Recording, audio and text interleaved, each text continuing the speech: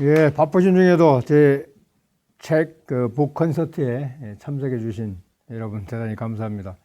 요즘 뭐 코로나 때문에 많이 모이지는 못하지만 우리가 이 책을 가지고 몇 가지 논점에 대해서 논의해 볼 수 있는 그런 기회가 되었으면 좋겠습니다. 사실은 지금 우리나라에서 목격하고 있는 바와 같이 그 민주정이 상당한 그 위협에 처하게 되는데, 그럴 수밖에 없는 것인지, 그렇다면은 왜 그런 것인지에 대해서 이제 좀 따져볼 필요가 있겠다 하는 생각이 이제 들었어요.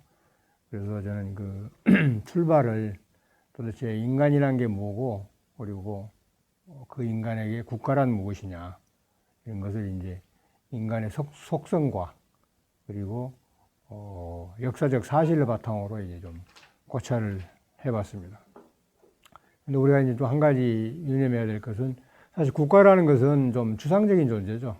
국가라는 것은. 그래서 국가라는 그 추상적인 존재가 조금 더 구체적이 되기 위해서는 정부라는 그 개념이 나와야 되고, 그리고 사실 또 정부도 그보다는 좀 덜하지만은 또 역시 좀 추상적이다. 그래서 결국은 정부를 조직하는 주된 세력, 정권이 말하자면 국가의 이제 대리인으로 대두가 되는 거고, 그리고 그 정권 안에는 행동하는 개인들, 결국 그러니까 이제 개인들로 가게 되는 것이죠. 그래서 국가론부터 좀 살펴봤는데, 뭐 홉스랄지, 루소, 로크, 휴움, 스피노자, 뭐 아리스토텔레스 등을 이제 살펴봤습니다. 사실은 처음 접한 그 스피노자가 상당히 인상적이었는데요. 뭐 자연권을 모두 다 얘기하지만은 뭐 스피노자는 자연 상태에서는 그런 건 없는 이유가 실제로 그런 것을 행사할 수 없기 때문에 개념적으로만 존재한다. 뭐 이렇게 이제 얘기를 하고 있는 것이 조금 더 훨씬 더 설득력이 있고 좀 인상적이었습니다. 근데 어쨌든 어떻게 출발하든지 자연 상태가 있다 없다 뭐 논란도 됩니다만은, 어떻게 출발하든지 국가는 개인의 안녕을 위해 설립된다.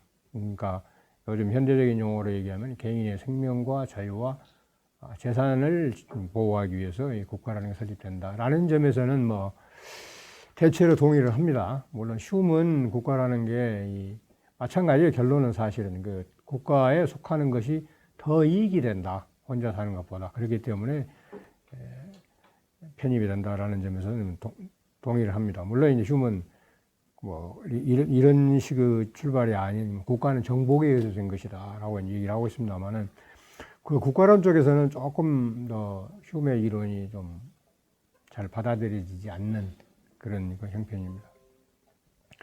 그렇다면 국가는 이렇게 해서 만들어지는데 왜 국가가 자꾸 개인의 안녕을 해치게 되는가? 우리가 그런 걸 이게 느끼게 되는가 하는 점이 이제 질문이죠. 그래서 이제 우선 인간의 속성에 대해서 이제 생각을 한번 해봤습니다. 인간의 속성. 그래서 저는 인간의 속성을 규정하건대 인간은 이기적이다. 그리고 제한된 관용을 가진 존재다. 이것은 좋고 나쁨의 문제가 아닙니다. 인간의 특성이 그렇다. 그리고 또 중요한 게 함께 모여 사는 존재다. 군거성이라는 거죠. 그리고 우리가 당면한 인간 세상에서 자원은 희소하다. 이 세 가지로 저는 봤습니다. 자원이 희소하다, 인간은 이기적이고 제한된 관용을 가졌다. 그러니까 자기와 가까운 사람 위에는 별 관심이 없다는 거죠.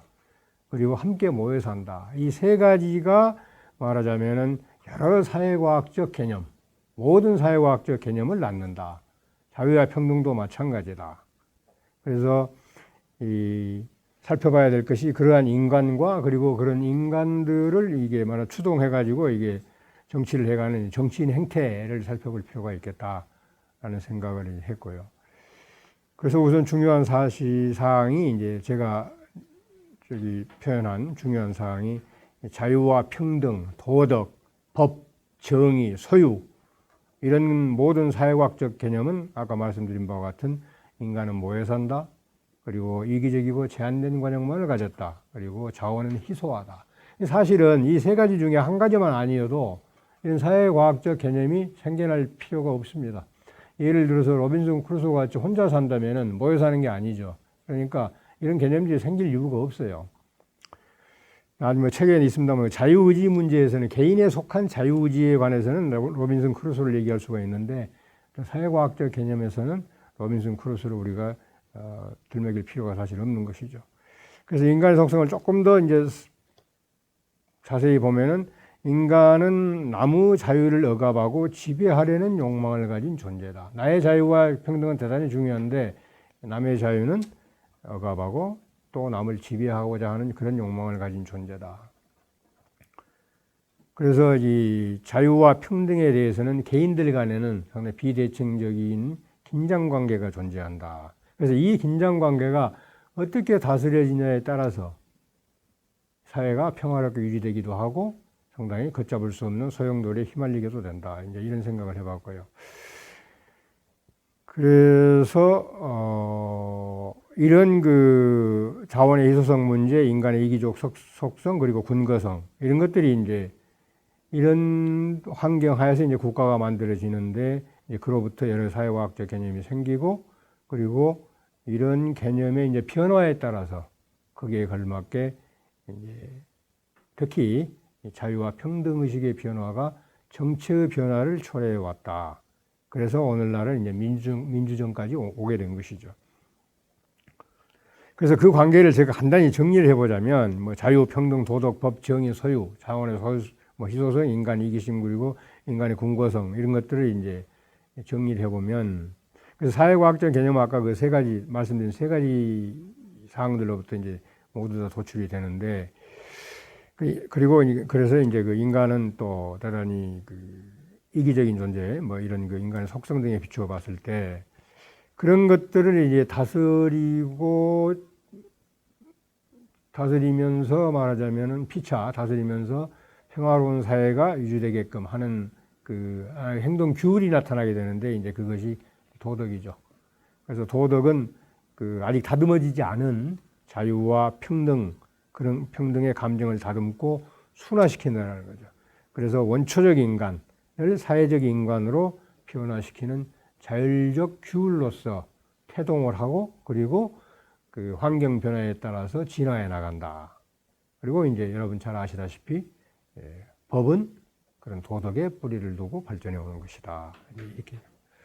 그래서 사람들의 그 원초적 자유와 평등 의식을 사회에 걸맞게 이렇게 다듬어 주는 것이 바로 이제 도덕이라는 거죠. 그러니까 도덕이라는 것은 피차 자발적으로 동의하면서 스스로에게도 요구하고 남에게도 요구하는 어떻게 보면 이제 우리가 그걸 비공식적 제약이라고 그러는데 강제적인 조항이 되는 거죠. 물론 처벌은 없습니다만 법과 달리 그런 이제 규율이 되는 거고.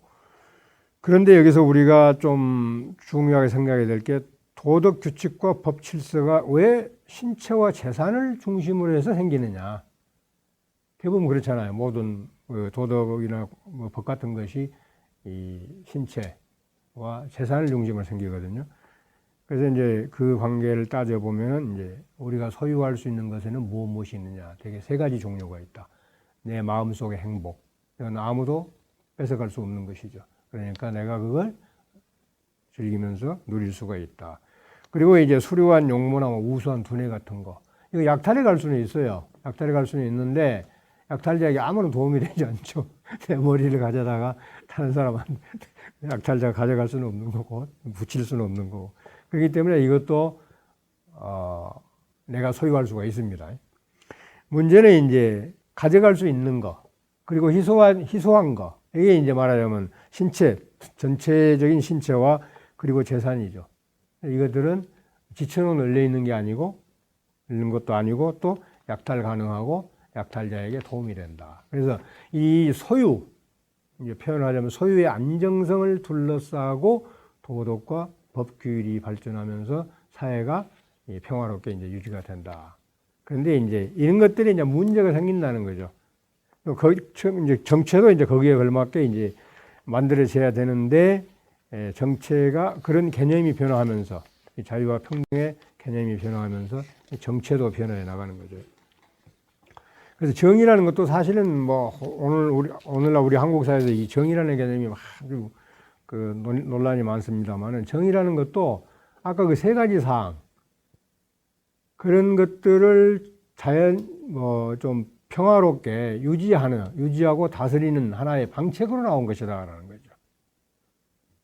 그래서 이게 정의의 기원은 아까 말씀드린 건 세 가지고, 그것이 정의의 기원이고, 그리고 정의의 기원이 그렇게 되는 거죠. 그리고 또 소유는 정의가 기원이 된다, 이렇게 되는 거죠. 그러니까 소유의 안정성이 지켜져야 정의가 지켜지는 것이라는 거죠. 소유의 안정성. 결국은 소유 문제로 와요. 아주 가장 하위 개념이지만은 그 소유가 망가지면서 사회는 망가지게 된다. 그래서 이 소유가 망가지는 것은 이제 군주정에서는 군주에서 망가지는 거죠. 물론 잘 유지되는 군주정도 있습니다만은 되게 혁명으로 뒤집어지는 군주정은 시민들에게 엄청난 그 세금 그리고 공역, 울력 이런 것을 부과한다랄지 이래 가지고 이제 혁명이 되는 거고요. 프랑스군도 마찬가지거든요. 영국의 마그나 카르타 다 마찬가지입니다. 오늘날 민주정에서는 이제 상당히 그 군주정화에서 혁명이니 뭐니 해가지고 상당히 자유와 평등을 정치해 왔죠. 그런데 이제 민주정으로 들어서면서는 이제 제가 책에서 강조한 그런 소극적 자유와 비례적 평등을 벗어나서 이제 대중들이 이 적극적 자유와 양적 평등을 요구하게 되면서 정치인이 거기에 동조하게 되고, 그러면서 말하자면 그 군주정이나 귀족정화에서는 저는 칼날로 표현했습니다만 칼날의 왼쪽에서 아주 자유와 평등이 부족했던 상태였죠. 그걸 이제 싸움으로 정치를 해왔는데, 그래서 민주정이 왔는데 그 민주정이 칼날의 그 다른 쪽으로 이제 기우는 것은 이제 사람들 대중이 적극적 자유와 양적 평등을 요구하면서 이제 기울기 시작한다. 그리고 거기에 정치인들이 동조하게 된다. 이것은 필히 어디서 시작되냐면은 사유재산의 약탈, 아까 말씀드린 소유의 안정성을 파괴하는 것으로부터 시작이 된다는 거죠. 지금 우리나라에서 뭐 종부세니 뭐 엄청난 이 세금들 이런 것들이 다 그 소유 안정성을 파괴하는 것들이거든요. 그 주택 정책을 보면은 다 소유 안정성을 파괴하는 겁니다. 그래서 나라의 국가의 말하자면은 몰락의 시작은, 국가가 기우는 그 시작은 소유의 안정성이 훼손되는 것이다. 그래서 사실은 이 사유재산을 엄청나게 우리가 강조를 해야 됩니다. 마치 그 사유재산을 강조하면은 부자들 편을 드는 걸로 생각을 하는데 그게 아니고 이 소유의 안정성이 망가지면은 사회는 빠르게 말하자면 몰락하게 된다는 것이죠. 그래서 소유의 안정성이 파괴가 되면은 이를 계기로 사람들이 정의감을 상실해요. 정의감을 상실하고 그 정의감을 상실하면은 그것을 떠받치는, 말하면 정의감이 떠받치는 도덕 규칙과 법 질서가 훼손되는 거죠. 정의감 없으면 도덕 규칙과 법 질서가 이게 유지가 안 됩니다. 그렇게 되면 이제 결국은 자유와 평등을 다시, 그러니까 소극적 자유와 비례적 평등에서 벗어난 적극적 자유와 양적 평등이 계기가 돼서 소유의 안정성이 파괴가 되고, 그런 것을 계기로 해서 사람들이 정의감을 상실하면서 도덕 규칙과 법 질서가 훼손되고, 그래서 다시 대중의 자유와 평등을 해치고 국가의 붕괴를 가져온다라는 것이 이제 제가 정리해 본 그런 그 사안입니다. 그래서 사실은 국가의 소유 안정성을 해치는 행위에 저항하기 위해서는 사실 모든 국가 구성원이 그런 상황에 노출돼야 돼요. 그 말은 일부만 세금을 낼라랄지 이러면 안 된다는 거죠. 모든 사람이 세금을 내면서 세금을 올리는 것에 대해서 느끼고 과도하다 하면 저항할 수 있어야 된다는 거죠. 언젠가 누가 신문에 그 깨시민이 된 것을 환영합니다 해가지고 칼럼이 하나 났는데 동아일보에, 그 말은 요즘 젊은 세대들이 주식 투자를 많이 했는데 그게 무슨 그 세금을 물린다고 그랬죠. 뭐 하니까 그래 확 들고 일어났다라는 거지. 그런 식으로 결국 깨어나는 것은 본인의 자유와 평등 의식이 깨어나는 것도 소유가 기반이 된다. 그런 점에서 소유는 또 엄청나게 중요합니다. 그런데 지금 한국의 상황은 그것이 심각한 위협을 받고 있다. 그래서 앞날이 상당히 걱정된다라는 얘기죠. 이것과 관련해서 이제 정치 체제도 자유와 평등 개념이 변하면서 바뀌게 된다는 거죠. 그러니까 예전에는 군주정이나 귀족정화에서는 자유와 평등 개념이 별로 없었죠. 소유하는 것이 없었기 때문에. 그래서 이제 그러다가 이제 뭐 신흥 부르주아지들 나타나고 대중들의 물적 토대가 강화되면서 자유와 평등에 대한 의식이 싹트고, 그래서 예전에 억압되었던 그런 자유와 평등으로부터 탈출을 하고 오늘날 민주정을 이루고 했다라고 이렇게 봐지는 거죠. 그런데 요즘은 이제 그게 넘었다라는 거죠. 넘어가지고 적극적 자유와 양적 평등을 원함에 따라서 정체가 대중영합적 민주정, 좀 심하게 얘기하면 이제 중우정으로 바뀌면서 나라에 문제가 생긴다. 그래서 사실 이게 자유와 소극적 자유와 비례적 평등, 그리고 그에 걸맞은 정체를 유지하기 위해서는 이 견제와 균형밖에 없는데요. 그래서 이제 몽테스키에가 이제 삼권 분립을 얘기하고 그랬는데 이게 잘 안 되는 것 같아요.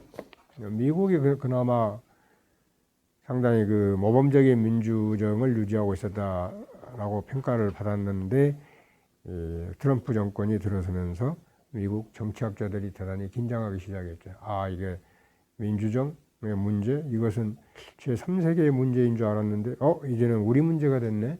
이러면서 상당히 긴장해서 이제 나온 책들이 많죠. 대표적인 게 How Democracies Die라는 그런 책입니다. 그래서 역사적으로 보면은 이제 원로원을 중심으로 한 권력을 적절히 견지하는 집정관과 민회의 역할을 가하면 로마의 공화정.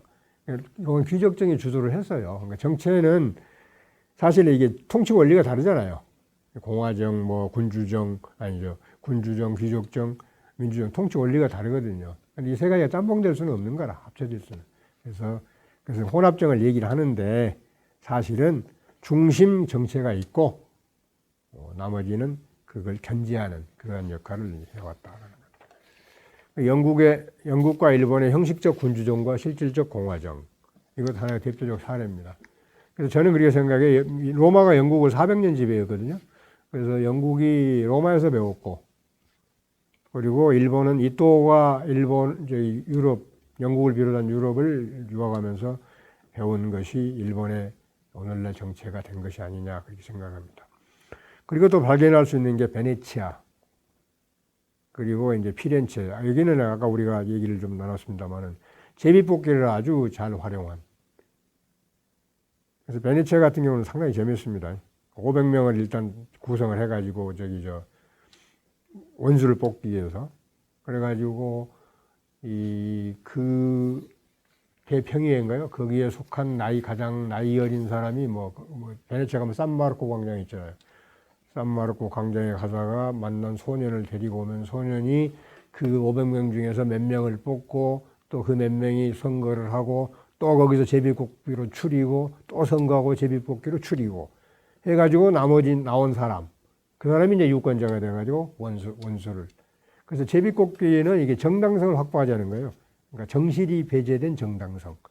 그리고 추천이나 이게 선거는 효율성을 취하자는 거. 그러니까 두 가지를 이렇게 겸하는 거죠. 그래서 저는 이제 국회 책에다 그렇게 썼습니다. 국회에 입법위원회를 두자. 이게 우리나라도 그렇지만 많은 나라에서 의원들이 입법 능력이 없는 것 같다. 이 말은 그 법 조문에 대해서는 밝을지는 모르지만 그 법에 대한 상당히 깊은 통찰, 법 철학이랄지 이런 것들은 좀 부족한 거 아니야. 실제로 법을 만드는 거 보면 그렇습니다. 이유에 어떻든. 그래서 입법위원회, 지금도 보좌관들이 있습니다. 그게 아니고 입법위원회를 일단 학회나 이런 권위 있는 기관으로부터 추천을 받아서 거기서 제비뽑기로 뽑아버리자. 그래가지고 입법위원회를 두면 의원들은 어떤 이러이러한 입법을 할 필요가 있다 그러면은 그 입법위원회 의뢰를 해가지고 법을 만들어 달라. 그러면 이제 입법위원회는 전문가들이니까 그 역사적으로 인간 세상하고 어떻게 연결된 법인가 또는 지금까지 법과 충돌되는 건 없는가 이런 걸 이제 고려를 해가지고 법을 만드는 방법. 그것도 이제 하나의 이건 사실 JS 미리 일찍이 주장한 바예요. 그리고 뭐 조문위원회도 만들어서 검토를 시켜야 된다라는 얘기죠. 그래서 결국은 아까 말씀드린 그 현대민주정의 문제는 그렇습니다. 그러니까 이게 칼날의 한 편을 넘어서면서 이제 적극적 저해와 양쪽 의식이 팽배되면서 소유의 안정성이 파괴되고, 그래서 정의감이 상실되고 도덕 규칙과 법 질서가 훼손되면서 국가가 몰락하고, 그것이 다시 개인의 자유와 평등을 파괴하는 그러한 결과를 가져온다라는 얘기죠. 특히 민주주의 하에서는 이제 정권이라는 것은 임시 관리인이거든요. 그러니까 우리가 호페가 쓴 책, 그것이 뭐죠?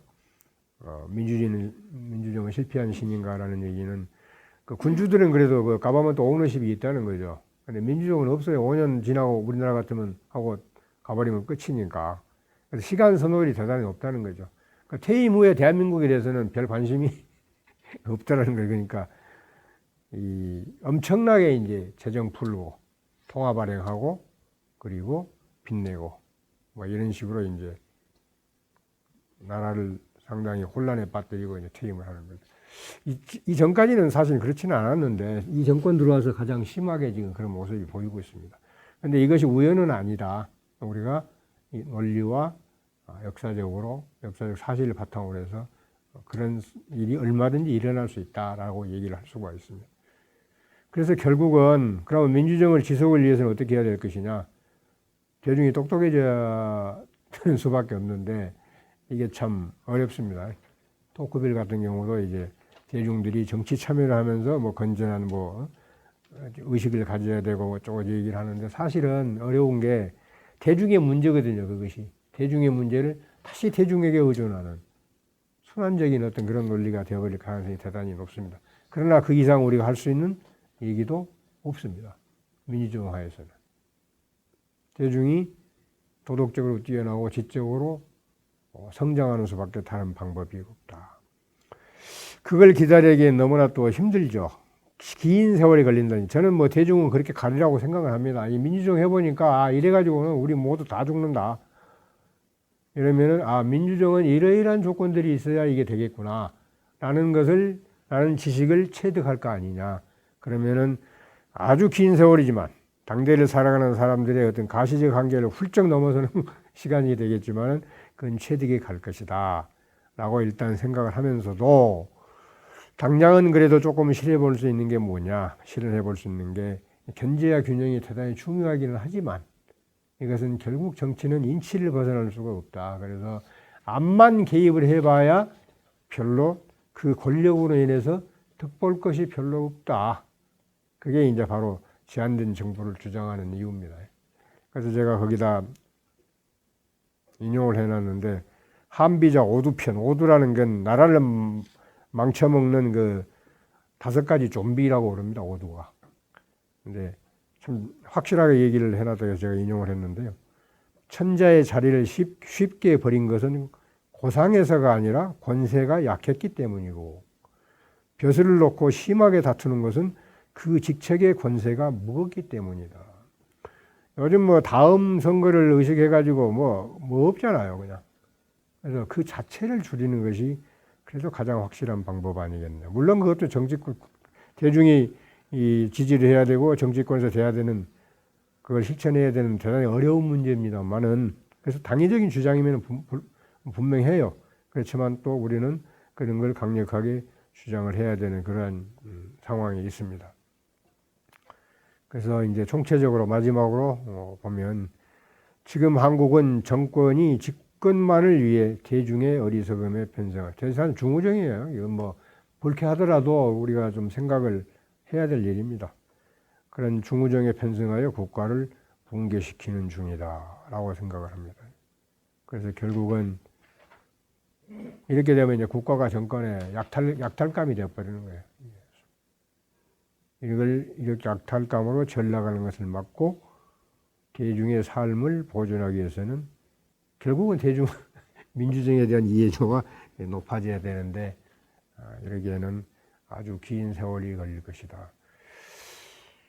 저 개인적으로는 제가 살아생전에는 좀 어려운 일 아니겠느냐, 저는 그렇게 생각합니다. 제만 아니고 여러 세대에 어려울 것이다. 근데 실제로 우리가 해야 될 일은 이런 교육을 많이 하는 수밖에 없어요. 특히 대중들에게 뭐 전선이 넓어서 어렵긴 하는데 가장 좋은 것은 이제 뭐 여론층이지만은 하여튼 그 방법밖에 없다라는 결론입니다. 책의 내용을 대충 뭐 대략 제가 이런 식으로 말씀을 드리겠습니다. 감사합니다. 반갑습니다. 예. 사실은 이 책을 한번 읽어보니까 지금까지 이제 많은 과거의 철학자들 그리고 여러 가지 주장을 했던 사람들 그리고 민주정, 군주정 그리고 자유평등 많은 이론들을 간단하게 좀 집대성했다는 그런 생각을 가지고 있습니다. 한 300페이지 정도의 그동안 이제 고대로부터 이어져 왔던 그런 이제 민주주의와 자유평등의 개념을 알기 쉽게 그리고 요약은 했지만 깊이도 있도록 그렇게 배치를 해가지고 이 한 권을 읽으면 그동안 우리 대한민국에서 일어나는 많은 상황들을 이해할 수 있는 그런 어떤 아주 괜찮은 안경이 될 수 있다. 저는 그 생각을 하고요. 사실 이제 가장 여러 가지 뭐 인상적인 부분이 있는데 인치를 벗어날 수 없다. 결국 국가의 통치나 이런 구조에서는 뭐 민주정이든 군주정이든 기족정이든 그런 것들이 있지만 그 인치의 한계를 벗어날 수 없다는 말이 어찌 보면 가장 좀 인상적이었던 이야기입니다. 사실은 여러 가지 시스템들을 논하고 어떤 방안을 만들어내겠다는 아이디어를 많이 생각을 하지만 그런데 그 자리에 딱 들어맞는 사람이 없으면 그 시스템이나 제도라는 게 전혀 이제 작동이 되지 않거나 오히려 해악을 끼치는 시스템으로 돌변하기도 합니다. 저도 이제 현실 정치에서 정당에서 어떤 직책을 또 맡고도 있지만 어쩔 때는 힘을 모으자라는 말도 있고 어쩔 때는 힘을 나누자라는 말도 있습니다. 하지만 그럴 때마다 힘을 나누는데 적절한 사람은 있는 것인가? 나누어진 힘을 적절히 관리하고 조화롭게 만들어 나갈 수 있는 그런 사람은 있는가? 아니면 집중된 힘을 폭주하지 않고 활용할 수 있는 절제를 통해서 만들어 나가는 또 사람은 있는가? 보통 이제 사람이 없죠. 지금 이제 뭐 국민의힘 같은 경우에도 보수당이 국민의힘 같은 경우에도 여러 가지 뭐 집단지도 체제를 했다가 단일지도 체제를 했다가 또는 이제 뭐 시스템을 공천을 뭐 어떻게 하자고 했다가 하지만 결국 계속 실패하고 있습니다. 실패하고 있는 거는 사람이 없다는 거거든요. 이래도 사람이 없고 저래도 사람이 없고 사람을 만들어내는 시스템이 뭔가 저는 그게 있으면 이 많은 모순을 해결할 수는 있을 것 같은데 사람을 어떻게 발견하고 만들고 그리고 이제 세상에 위정자로서의 옷을 입혀가지고 내보낼 건가 사실 그게 정당의 가장 큰 임무기도 합니다. 근데 우리는 그것을 잘 못하고 있다. 우리 특히 보수 정당 같은 경우 그런 문제를 어떻게 타파할 수 있을까라는 마음속의 고민을 사실 다시 한번 했습니다. 아까 이제 교수님 말씀하시는 거는 대중의 각성이 필요하다라고 말씀하시고 그 대중의 각성이 필요하다는 게 나름의 한계가 있다라는 것도 말씀하시는데 현실 정치에서는 민도를 탓하거나 이런 건 굉장히 사실은 정치인으로서는 좋지 않은 자세거든요. 그래서 우리가 어떻게 해야 되지? 도대체 정치를 하는데 도대체 정치인이 무엇을 해야 되는가를 자기 스스로 이제 되묻고 고민하는 그런 이제 과정을 많이 이 책을 읽으면서 거쳐왔습니다. 또 한 가지는 이제 국가가 어떻게 성립하느냐의 문제도 있는데 요거는 저도 이제 항상 의문을 가지고 있었던 게 국가의 성립이라는 많은 이론들이 지나치게 이게 진짜 그렇게 국가가 성립되긴 했느냐 그게 관념적이다라는 거 그런 부분에 대해서 이제 정확하게 좀 어떤 비판적인 부분을 말씀해 주신 거에 대해서는 저도 굉장히 좀 공감을 하고 많은 이제 학자들이 생각했던 국가의 성립 과정이라는 게 조금 비현실적이다 제가 볼 때는 저는 이제 사적으로는 개인적으로는 그런 생각을 조금 하고 있는 게 집단을 형성하고 권력을 형성한다라는 게 인간만의 특징은 아닙니다. 그러니까 생명체라고 하면 많은 생명체들이 이제 그런 특징을 가지고 있는 경우가 많고 그래서 이제 개인적으로는 인간 이전에도 권력은 있고 집단은 존재했으며 인간이라는 종이 소멸한다고 하더라도 이 권력과 집단이라는 문제는 사라지지 않는다. 그렇기 때문에 어찌 보면 우리는 동물적인 짐승으로서의 본능으로서 그런 이제 권력과 집단, 뭐 현재는 이제 가장 큰 집단이 국가라는 집단이지만 그 국가라는 형성이 굉장히 어떤 이성적인 약속들이 아닌 동물적인 본능에 의해서 이루어지지 않았나 하는 그런 생각을 하고, 그런 면에서 이제 관념적인 국가가 성립되는 과정을 설명했던 많은 이론들에 대해서 조금 이제 비판적으로 이렇게 짚어주신 부분은 굉장히 인상적이었다는 생각을 하고 있습니다. 그리고 이 민주정과 군주정, 귀족정 이렇게 정체를 비교를 하시는 그런 과정에서 이제 우리나라의 현재 상태가 중우정으로 가기 위한 전 단계로서의 민주정 상태가 아니냐. 그러니까 그 민주정이 위기 상태로 지금 들어와 있는 그렇게도 이제 많은 사람들이 생각을 하고 있습니다. 근데 그러면 민주정의 어떤 대안적인 모습은 무엇이 돼야 되느냐 하는 생각을 하면서도 이 세계적으로 이제 일어나는 현상들을 보면 뭐 트럼프의 등장이라든지 아니면 뭐 여러 국가마다 일어나는 이제 스트롱맨의 지도자 시대가 어찌 보면 과거에 있던 군주정에 민주정으로서의 변용 상태로 이루어지고 있는 게 아닌가라는 생각을 조금 하고 있습니다. 당연히 이제 뭐 그 군주정에서 생각을 해왔던 전제되었던 세습적인 특징이란 거는 완전히 없어지는 거죠. 다만 이제 민주정 내에서 강력한 지도자 그리고 무엇을 해낼 수 있는 지도자를 원하는 시대가 뭐 세계적으로도 도래했고 우리나라도 그게 머지 않았다라는 생각을 하고 있습니다. 예. 그리고 그동안에 이제 다시 한번 사람에 대한 문제로 돌아가면 저는 사실 그 사람을 어떻게 발견하고 만들고 키워나가느냐의 문제를 보면서 용기가 있는 사람은 어떻게 만들어질 수 있느냐라는 고민을 개인적으로 좀 해봤습니다. 이 자유를 우리가 설명할 때는 여러 가지를 특징을 이제 설명을 하지 않습니까? 자유는 선택이고, 그렇기 때문에 자유는 또 기회고, 그렇기 때문에 또 자유는 경쟁이기도 합니다. 어떤 사람한테는 고난이고 어떤 사람한테는 책임이기도 한데, 저는 이 자유라는 단어를 용기라는 단어로 좀 등치하고 싶습니다. 근데 우리나라의 지덕체를 숭상하는 유교적인 문화권에서 이 용기가 자리 잡을 역할은 어디 있는 건지, 그러면 용기가 없는 자유라는 건 무엇이 되는 건지, 우리는 리버티와 프리덤의 차이를 또 설명을 하지 않습니까? 여기서도 이제 책에서도 소극적 자유와 적극적인 자유를 이제 말씀하시면서 권력으로부터의 자유 또는 권력적인 자유. 근데 그 중에서 이제 용기는 어디에 들어가느냐?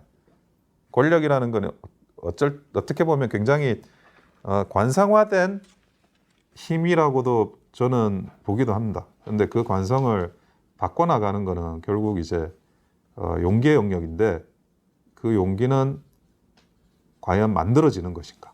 가르치면 사람들이 그 용기를 증진시킬 수 있는 것인가? 그러면 우리는 이제 하늘에서 초인이 나타나기를, 초인이 이 땅에 떨어지기를 기다려야 되는 건지, 그런 이제 답답함이기도 하고요.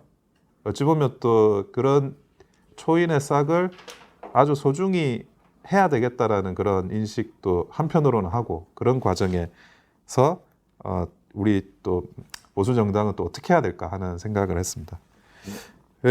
사실은 이제 너무나 이제 좋은 책을 이제 써주셨고, 그런 책에 대해서 저도 이제 평소에 가지고 있었던 뭐 의문들, 그런 들이 의문이나 내 나름의 이제 내려왔던 해석들이 체계화되는 그런 이제 느낌을 받았습니다. 이 책을 읽으면서 교수님께서 이제 정말 이제 성의를 다해서 굉장히 이 고생을 하셔가지고 역작을 써주신 거에 대해서 다시 한번 감사드리고 언젠가 제가 이 책을 두 번, 세 번 더 읽고 더 이제 괜찮은 더 나은 이제 교대를 또 밝힐 수 있는 기회가 나중이라도 오기를 소망하도록 하겠습니다.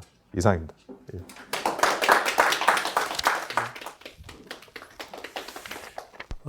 일단 뭐 매우 아까도 말이 나왔습니다만 역작을 쓰신 것 같고 이 책을 쓰기 위해서 엄청나게 많은 책들을 읽고 생각을 해보셨을 거라는 생각이 듭니다. 그리고 또 특징이라면 이 책을 읽으면서 이제 봤던 특징이라면 그러니까 보통 이제 정치 사상사나 역사 같은 걸 보면 그 밑에 깔려 있는 이걸 설명하고자 하는 이론들이 없는데 근데 이제 이 책은 아까 저자가 소개했듯이 인간의 본성, 그 다음에 피할 수 없는 제약 조건, 그러니까 자원의 희소성이라든가, 그 다음에 여러 명이 함께 살아야 된다든가, 이런 여러 가지 조건 속에서 나름의 논리를, 원리, 이론, 이런 것들을 최대한 만들어내고자 했던 노력이 많이 들어있는 책이어서, 그래서 한편으로는 이제 정치사라든가 아니면 역사라든가 이런 걸 나름대로 이렇게 이해하는 하나의 좋은 하나의 뭐랄까 그런 걸 가지고 쓴 책이다. 그래서 그런 점에서 경제학적 연구를 오래 하신 경제학자가 이 분야에 대해서 나름대로 총정리해서 보여주는 그런 정치서적이다.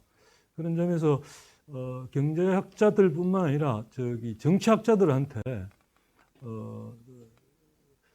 흔히 부족하기 쉬운 이론이라든가 그 나름대로 그 설명하고 같이 살아야 될 때 조건, 제약 조건이나 이런 것들이 충분히 검토되지 않은 채 그 사건들을 설명하는 데 치중한 것과는 다른 색다른 그런 정치서적이다. 저는 이렇게 말씀을 드리고 싶고요.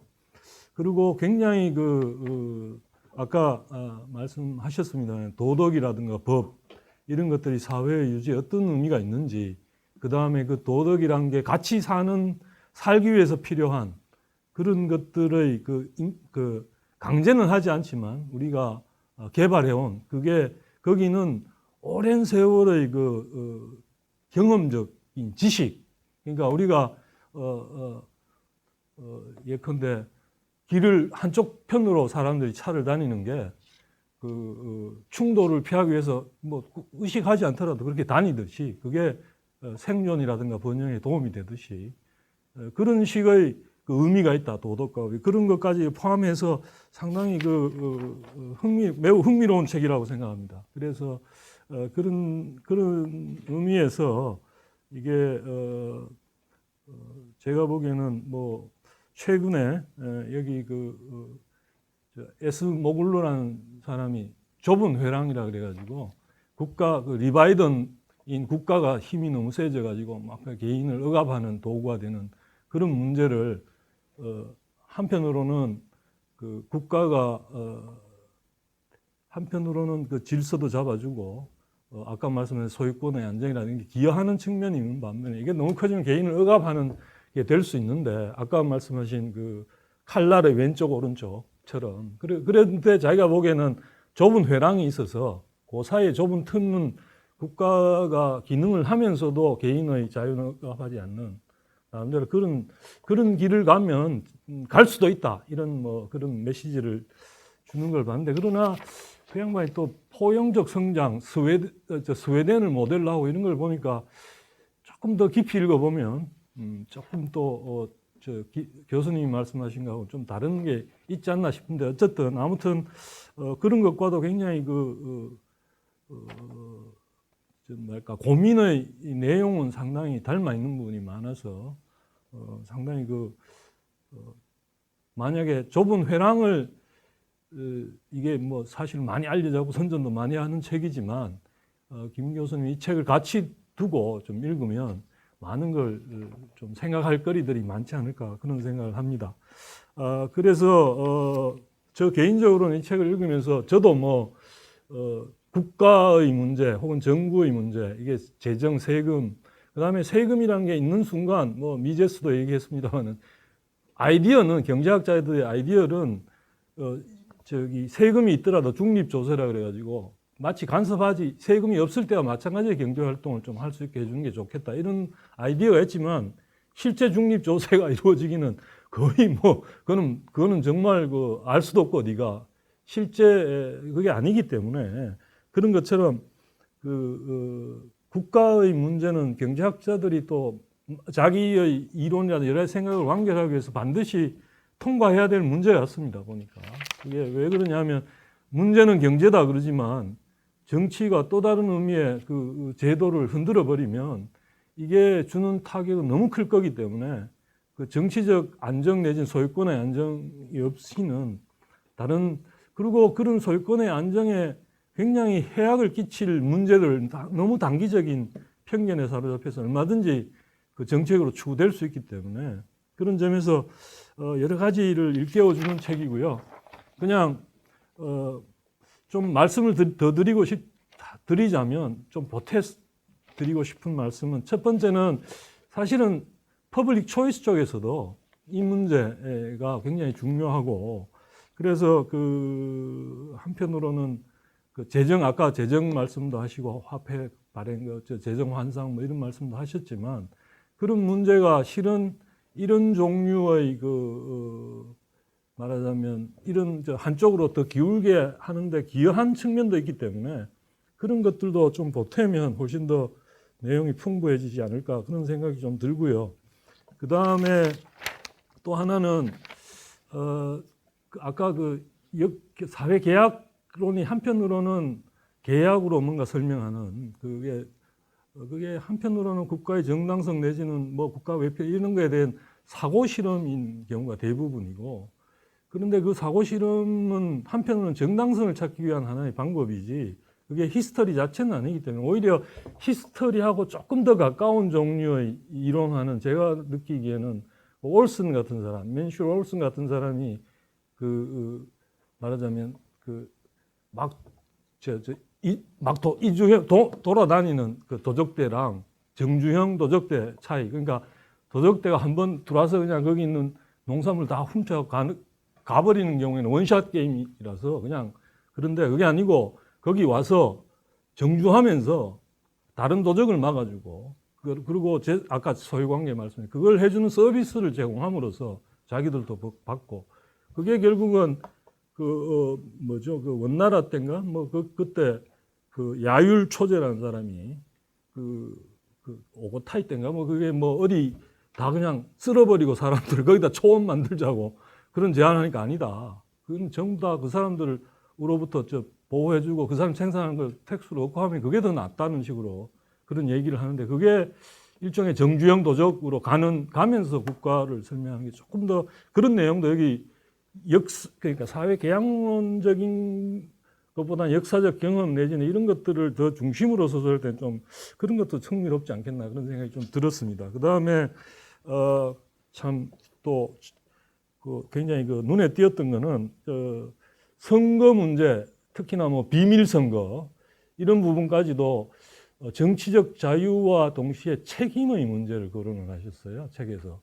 그러니까 책임이 같이 수반되지 않으면 어떤 투표라든가 이게 책임 있게 할 수 없는 부분. 그래서 비밀 투표의 문제도 다시 생각해 보자. 이런 것도 상당히 신선하다 그럴까 생각을 안 해봤던 문제라서 그러니까 상당히 신선했고 또 베네치아 예를 들면서 추천, 선거 이런 것들을 같이 믹스하는 그런 방법에 대한 이야기도 상당히 조금 더 이런 이야기들은 정치학계나 이런 사람들하고 좀 이렇게 대화를 그 사람들이 그런 건 별로 생각 안 해봐. 워낙 선거 1인 1표가 민주주의라고 부를 만큼 이게 1인 1표 내지는 반드시 비밀로 해야 되고 뭐 이게 뭐 거의 약간의 불문율 비슷하게 뭐 그거 안 하면 무슨 큰일이 나는 것처럼 그러는데 그게 아니고 더 책임 있는 투표를 하기 위한 여러 가지 방법에 대한 고민은 정치학계도 해야 된다고 생각을 하고 뭐 그런 점에서는 이런 책들이 하나의 계기가 될 수도 있겠다는 그런 생각을 했습니다. 그런 생각을 했고 그 다음에 이제 또 하나 좀 여기에 교수님이 지식인과 언론인의 역할을 이렇게 말씀을 하셔가지고 제가 또 마침 언론 쪽에 있다 보니까 열심히 읽었는데 읽고 난 다음에 참 한편으로는 이게 옛날에 뭐 나폴레옹이 코르시카로 유배갈 때 어디죠? 어디로 유배할 때 뭐 어디에 촌놈 뭐 유배가다 그랬다가 또 뭐 그 탈출했다는 소식 들리니까 신문에 대문짝만하게 뭐 프랑스의 영광 나폴레옹 뭐 어디 오다 뭐 이런 식으로 그게 그 권력이 언론도 한편으로는 이제 아까 소유의 안전관계를 말씀하셨지만 이게 이제 중국 같은데 얘기를 들어보면 중국 같은데 심지어 그 리버테리안적인 사고를 가진 교수도 있고 심지어 그렇지만 그 사람들이 말하는 것까지는 놔뒀다가 책을 내거나 기타 다른 걸 할 때는 엄청나게 못하게 제재를 한다 그래요. 그게 위험한 요소로 자기들이 볼 때는 위험하다고 보고 그런 것처럼 이게 이 언론 쪽에도 결국은 흔히 말하는 그 언론사에 대한 압박이랄까 그걸 이겨낼 수 있는 뭔가 그런 제도적인 환경도 굉장히 중요하다. 언론에 대해서 그냥 언론의 책무를 떠나서 그게 뭘까도 고민하고 좀 그런 부분이 필요하다고 생각합니다. 필요하다고 보고 물론 뭐 이런 걸 뭐 제 나름대로는 제가 가질 범위 안에서 나름대로 얘기하려고 상당히 노력도 하고 해봤지만 그게 뭐 아주 완곡하게 표현되어 있어가지고 알아들을 사람이 몇 사람이 있을지 참 부럽기도 하고 그런데 어쨌든 그런 점에서는 그냥 중요한 지식인과 역할이 있음에도 불구하고 조금 더 그것도 조금 더 어떤 제도적 차원의 문제도 조금 더 터치가 됐으면 좋겠다 이런 생각이 듭니다. 아무튼 마지막으로 하여튼 교수님이 언제 한번 또 독자에게도 두 권을 같이 두고 읽기를 권하고 교수님도 그 책을 좀 비판적으로 한번 서베이를 해보시면 그게 상당히 거기는 사회라고 아주 막연하게 사회와 국가의 그 경주 사회라는 걸 거기서 그 책에서는 사회라는 걸 말하자면 일반의 개인들의 어떤 자유라든가 이런 걸 추구하는 세력으로 보고 국가는 거기에 억압하는 걸 보고 두 개 같이 달려야 된다는 식으로 국가가 강하지 이쪽도 목소리 뭐 그런 식으로 설명했는데 글쎄 그게 더 원래 저 설명은 방법론적 개인주의라 그래서 개인의 차원에서 설명을 할수록 더 무슨 말인지 알아듣기 쉽고 하다는 측면에서는 아직 그 책을 꼼꼼하게 읽어보질 않아서 제가 무슨 말씀드리기는 어렵지만 한번 그런 작업을 한번 해보시면 더 대비가 돼서 교수님의 주장도 더 좀 두드러지지 않을까 싶은 생각이 들었습니다. 이 정도로 이제 감상이랄까 책을 읽고 난 다음에 말씀을 마치도록 하겠습니다. 감사합니다. 예. 국가가 만들어진 이유는 이제 뭐 어떻게 그걸 생각을 하든 우리가 기원을 설명을 하든 이 개인의 생명과 자유와 이 재산을 보호해주기 위해서 생겼다고 생각을 하는데 실제로 이 현실에서 일어나고 있는 일은 그와 반대다. 그래서 자유라는 것도 사실은 예전에는 그 개인 간의 자유 그리고 또 이제 뭐 군주나 이런 사람으로부터 자유였는데 요즘은 국가로부터 자유죠. 뭐 비슷합니다만은 국가로부터 자유, 평등도 마찬가지. 그러니까 국가가 임의로 정책을 실시하면서 이게 그런 정책이 이제 차별성하고 평등성을 해치는 이런 것들이 이제 되는데 그런 이유가 뭘까라는 것을 이제 좀 시작을 해봤던 거죠. 원래는 이제 제가 제목은 개인, 국가, 민주정 이렇게 붙였는데 현대적 감각에 좀 맞지 않는다 해서 질문 형식으로 민주국가는 뭐 당신의 자유를 지켜주는가 이렇게 바꿨습니다. 뭐 교수님을 대신해서 제가 느낀 바로는 정치학자들한테 들은 얘기는 시장에서의 교환 말고도 정치적 권위에 따른 배분이 또 있을 필요가 있다 내지는 있어야 한다 이런 주장을 하는데, 근데 이 책이 주는 메시지는 실은 평화로운 질서를, 여러 명 함께 사는 질서를 유지하기 위해서는 소유의 안정성이 중요하고, 그 다음에 적극적 자유와 그 다음에 비례적 평등이 아니라 양적 평등 혹은 뭐 절대적 평등 이런 걸 추구하기 시작하면 그게 무너져서 사회가 몰락한다. 국가 내지는 뭐 국가가 몰락한다. 이렇게 말씀하고 있기 때문에 그거는 바로 정치적 권위에 의한 배분이란 게 바로 그 소유의 안정성에 굉장히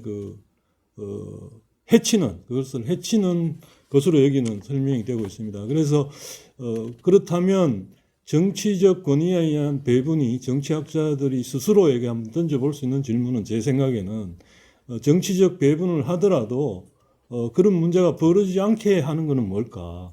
그게 가능할까? 혹은 최소한 뭐 어떤 방식으로 해야 그게 문제가 없을까? 이런 이야기를 그런 문제를 한번 생각해 볼 수 있을 것 같습니다.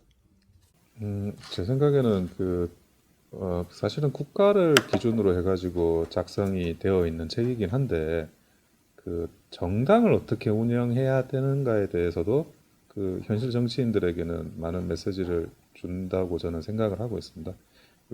결국 국가라는 거는 집권당, 해당 정당이 가진 아니면 뭐 대한민국의 정당들이 공유하고 있는 그 정당의 특성, 그 특성을 DNA 삼아가지고 국가라는 하나의 생물체로 화한 거라는 생각을 저는 가지고 있는데, 근데 이제 말씀하시는 책의 내용들은 뭐 의사결정의 구조, 그리고 어떻게 정동성을 확보하고, 그리고 학계와 또 지식인과 언론과의 관계를 어떻게 해야 되냐, 사실 이런 내용들은 당장 정당에 필요한 내용들이기도 합니다.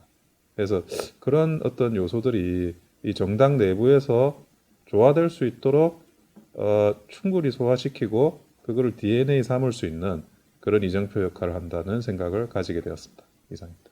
그러니까 제가 생각하기에는 이게 데마크러시를 번역하면서 다른 것들은 뭐 에리스토크러시, 뭐 그다음에 뭐 플루토, 뭐 그러니까 크러시 붙은 게 룰이라는 뜻이잖아요. 그래서 정체를 의미하기 때문에 사실은 그것들이 일관성을 가지려면 민주정으로 번역하는 게 맞다고 생각을 합니다. 그럼에도 불구하고 민주주의란 말이 굉장히 오랫동안 우리 사회에 되어 있고, 그리고 그게 하나의 사실은 가치라기보다는 인간들이 추구하는 가치를 이룰 수단, 정체적 수단인데 주의라고 말함으로써 약간 가치화되어 버린 측면이 있고, 그러다 보니까 거기에 대해서 뭐 의문을 가지거나 비교를 하거나 다른 정치하고 이런 것 자체를 별로 못하게 만드는 요소가 있었다고 생각합니다. 그래서 저는 이 책에서 민주정의란 말을 쓴 게 저는 굉장히 그 정체 간 비교를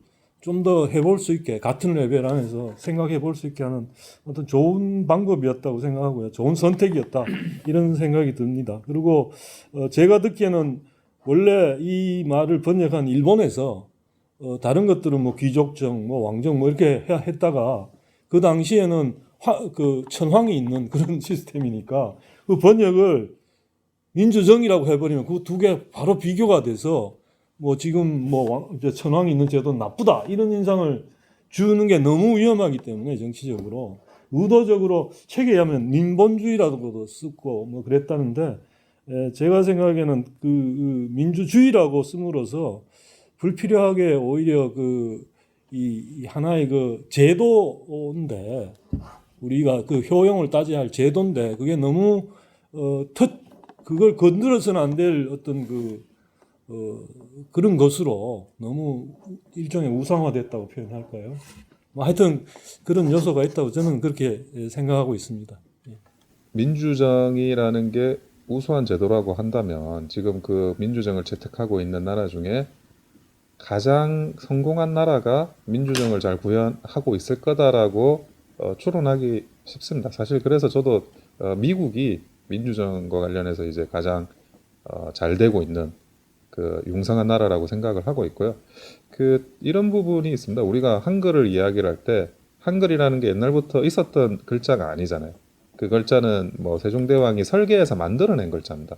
그러다 보니까 그 원리가 수학적으로 굉장히 정치하고 그리고 뭐 다양한 이론들이 굉장히 어찌 보면 현실로 구현된 글자라서 발음이나 이런 거에 대해서 많은 표현을 할 수 있는 그런 이제 뭐 아주 우수한 글자다 이렇게 이야기를 한다 그러면 정치 제도로서 미국은 설계된 정치 제도를 그 나라에 구현을 한 어찌 보면 거의 유일한 나라이기도 합니다.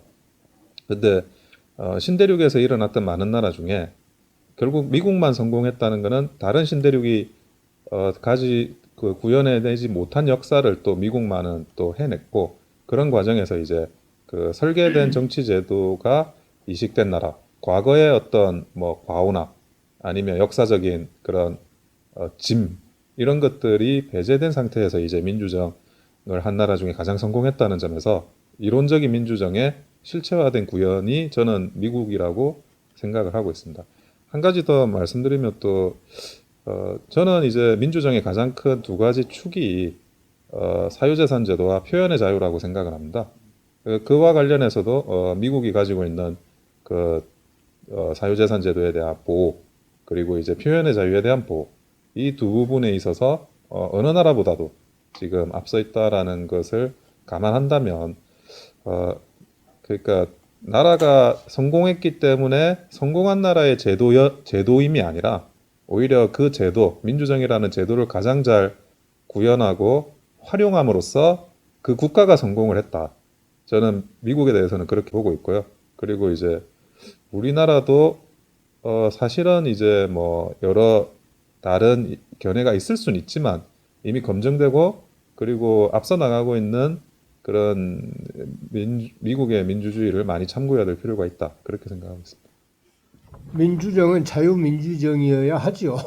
그러니까 원래 그 민주정이 그 자유라는 얘기를 개인의 자유라는 것을 품고 있어야 되는데 요즘 민주정이 그게 아니다.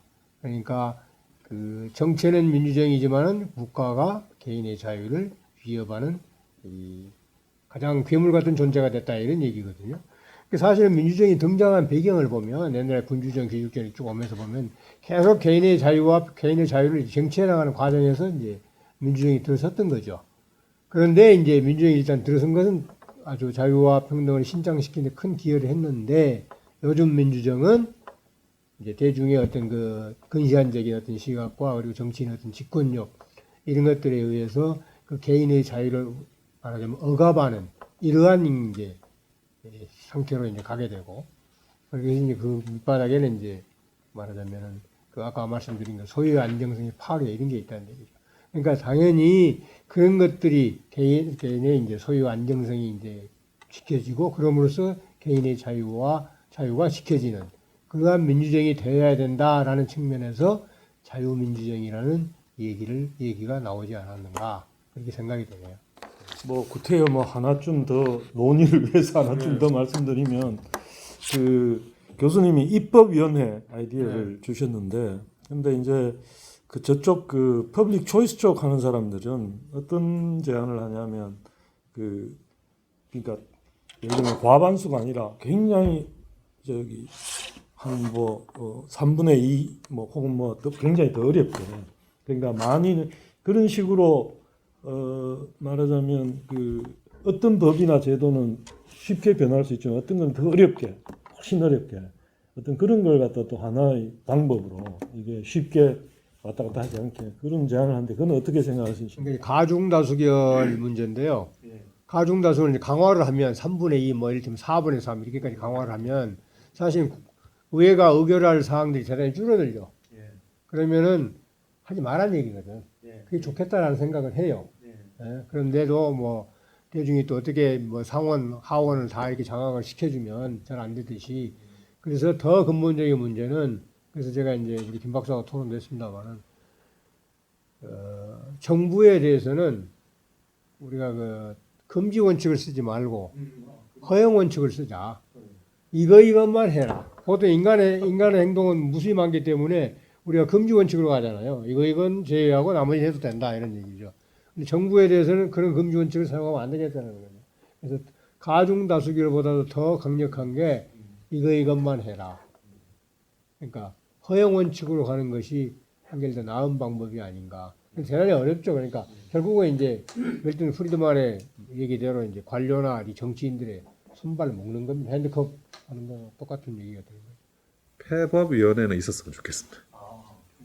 예, 이 법이라는 게 뭐 결론적으로 만들수록 결국 이제 그 국민의 개인의 자유를 침해할 수밖에 없는데 과거 뭐 그 DJ 정부에서도 규제 여파나 이런 것들이 결국 많이 일어났지만 따지고 보면 그게 법을 없애는 거지 않습니까? 규제를 없앤다는 거 결국 법을 없애는 건데 우리도 너무 이렇게 정근대적인 봉건적인 사고를 하는지 다 입법을 하겠다고만 적극적인 거죠.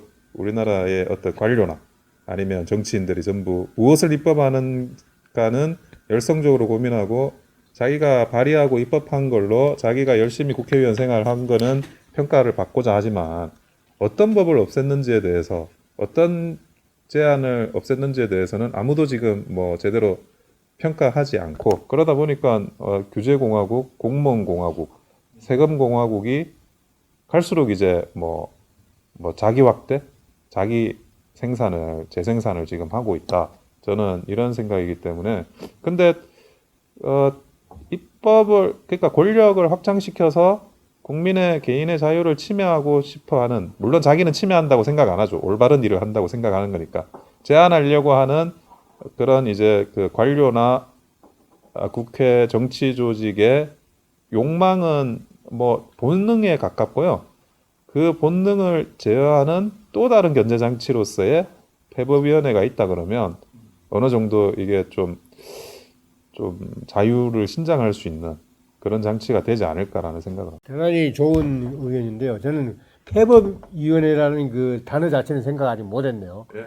제가 사실 칼럼이나 이런 데는 그 시민단체들이 국회의원들의 의정활동 평가하잖아요. 그때 얼마나 입법을 많이 했는가를 가지고 평가하지 말고 얼마나 잘못된 법을 없앴는가를 가지고 평가를 해라 라는 얘기는 많이 했는데 오늘 좋은 말씀 들었습니다. 폐법위원회를 만들죠. 예.